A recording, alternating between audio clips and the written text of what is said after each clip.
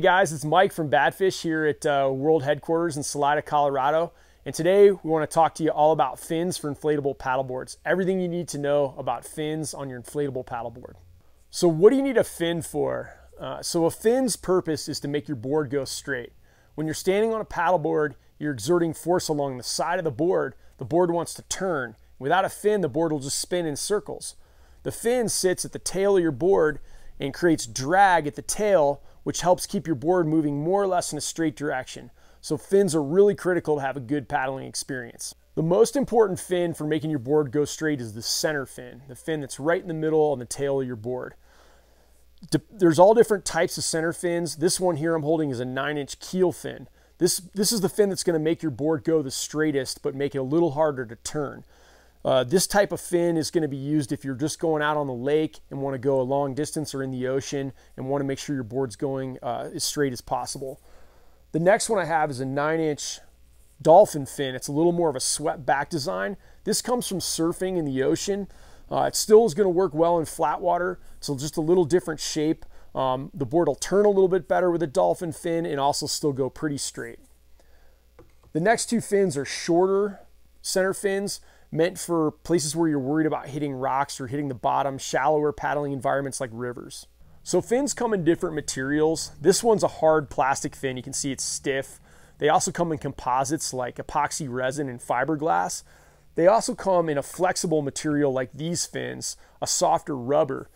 You might want to use a flexible fin if you're worried about hitting the fin. It can help prevent damage to the board and also give just a little bit of give to make it less likely that you go flying off the board if your fin hits a rock or something underwater.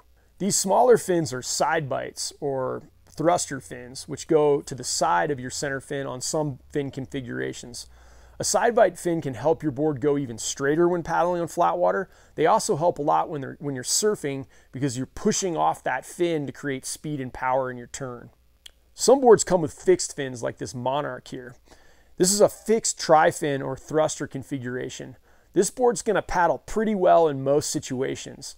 If you wanted the board to go straighter, you'd like to have a longer fin on, but the nice thing about fixed fins is you never have to worry about them. They're always attached to the board. They're not going to come off. You're not going to lose them. You're not going to break them. They're always there when you need them. And the tri-fin configuration is going to paddle really well in most situations. Okay, so now I've got a board that has 3 removable fins, a tri-fin configuration. And again, the center fin is the most important fin for making your board go straight. So if you're going out for the day, and you're only going to put one fin in, make sure it's the center fin. Most of the water passes right down the center of the board, and this fin's going to provide you the most tracking when you're paddling in flat water.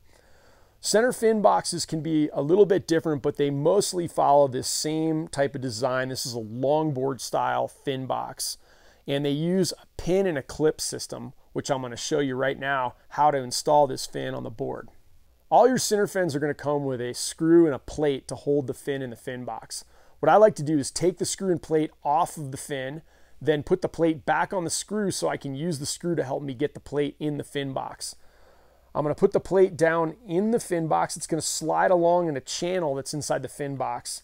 And in this case, the screw's to the front. So I'm going to put the plate forward of the fin, unscrew the screw. Then the fin has a small pin in the back that also slides along that same channel. I'm going to drop the pin in, slide the fin back, hinge the fin forward, and then screw the fin into the plate. Some center fins come with a thumb screw like this that you can just hand tighten. Some come with a little hex head that you can use a fin key to tighten down.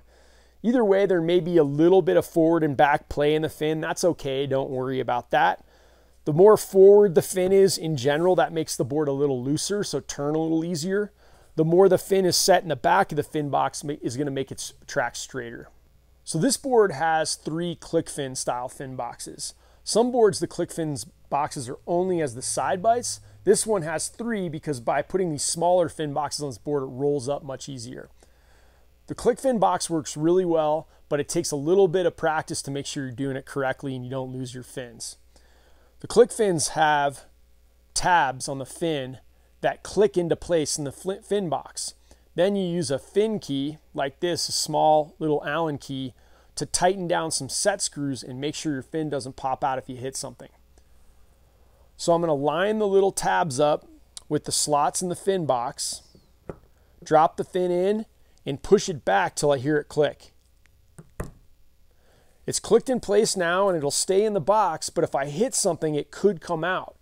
So I'm going to take this fin key, and there's 2 offset stainless steel set screws on either side of this fin box. I'm going to tighten those down till they're just touching the fin. I don't need to go crazy because I'll drive those screws right through the fin. It's soft material. Once I know that it's touching the side of the fin, I can kind of see it move the fin over. I'm good. I'll go over to the other side and tighten the other one down. It's important that you tighten the set screws so that you don't lose your click fin. Click fins come in different sizes, including a little 2-inch one if you want to have a very shallow draft, or a 7-inch click fin if you want more drag and more tracking in flat water. To take a click fin out, we're going to reverse the process. So back the set screws off till I can see them poking out of the side of the fin box.